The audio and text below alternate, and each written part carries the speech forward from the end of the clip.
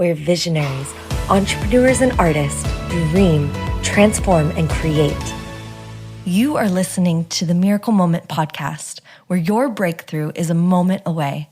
I'm your host, Irelan. How to deal with the procrastination monster. So let's address the monster that comes out while you're either stepping into new uncomfortable territory or you're too comfortable. Yep, that's right. The monster can show its head no matter where you're at in life or business. So this is why it's such an important thing to kind of tune into, check in with. I first felt the procrastination monster come up when I would be facing a new launch in the beginning of my business. And I'd be scared and like, "Oof, don't want to do anything. I'm freaking out," all of just those vulnerability things. Then when my business really started taking off, I experienced it again because I didn't feel like I had to keep pushing. So I actually swayed back into this side of, well, let me just let everything flow. And I really stopped showing up to my own growth. I felt that procrastination kick in again because everything was good. I don't know if anyone else can relate to that. So this can really happen no matter where your heart or intentions are as well. So when I say that around like my business, when it was like doing, as it like really started taking off, my intention in my heart was still to be serving and sharing. It wasn't like I just felt like, oh, it's done. I felt like I was at the beginning of my leadership journey still. And yet, the procrastination monster, he has no mercy. So wherever you're at, wherever your heart's at, we can put that aside and really look at this in a non-emotional way. So I want to share a story of when I procrastinated recently, which led me to, creating this podcast. And so just about a few months ago, I was stepping into a process of doing market research on a brand new offer. And I hadn't done market research in about 2.5 years. Market research is amazing. It's an incredible business tool and strategy, and it really gives you a lot of insight. And I was, ready to do this. I felt excited about it. But once it came time to, okay, put a post out offering, market research calls or reach out to some people, I just hit a wall and just stopped. And so what did the procrastination look like? It wasn't like I wasn't doing anything.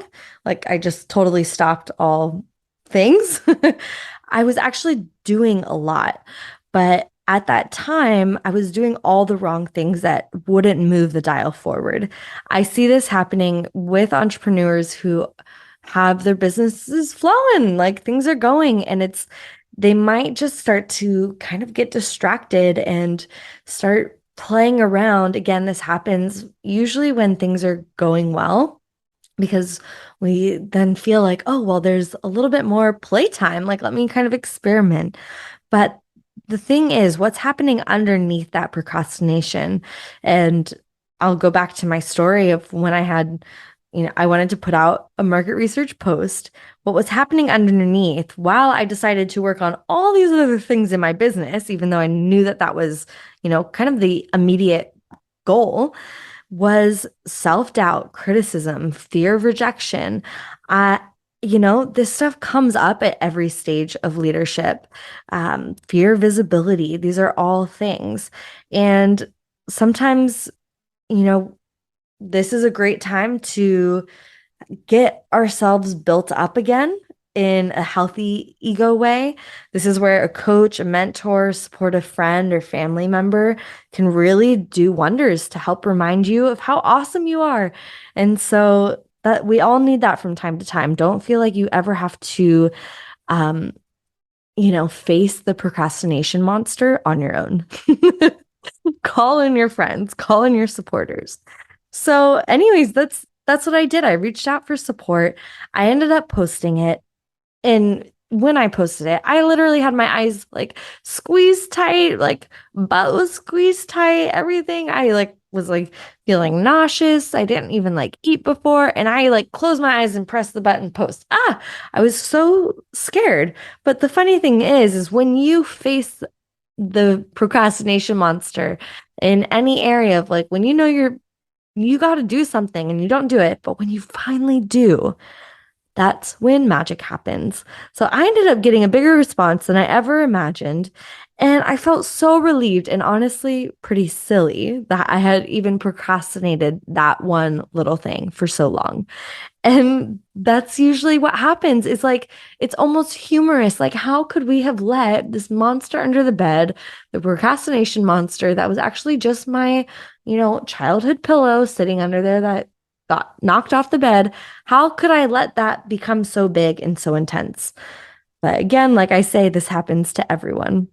So as a CEO in your business, it really is your job to be your own boss. So when you're going through these experiences of dealing with the procrastination monster, how are you treating yourself? Are you the slave driver? Or are you like that laid back, almost even I'm out of the office at all times kind of boss? I've definitely experienced both of those. And what I want to invite you into is become the kind of boss that you dream of having. And I know as entrepreneurs, we don't really like to even imagine having bosses, right? It's like, huh? But if you could have like the most incredible boss, like pays you way more than you could ever imagine having, what kind of environment, what kind of support, what would they give you to help you succeed in your job? That's what you want to become for yourself. So if you're up against the procrastination monster, the easiest way to move through it is to really look at your options and, gather your supporters, be your own boss, step up when you need to, but also check in on how are you communicating with yourself as your own inner boss, and then really look at the options and create your personal leverage. What would happen if you just don't do it, actually? How would that feel? And I remember sitting with that with the market research post. I'm like, well, I could just not do this. There's other things I can work on in my business. And I honestly just felt embarrassed because I was like, this isn't even that big of a deal. So just notice what it would feel like if you just didn't do it. And then feel into how would it feel if I pushed through, if I really did that? And that's when you can kind of tune into the greater possibilities. And as I tuned into that for the post, I'm like, oh yeah, this is a no-brainer. Let's do this. So honestly, it can be that simple to create that personal leverage. Follow what really feels most aligned with your personal values. And sometimes you may find that that thing that has been the procrastination monster isn't even a big deal. And you're like, actually, I don't need to do that. And that's fine too.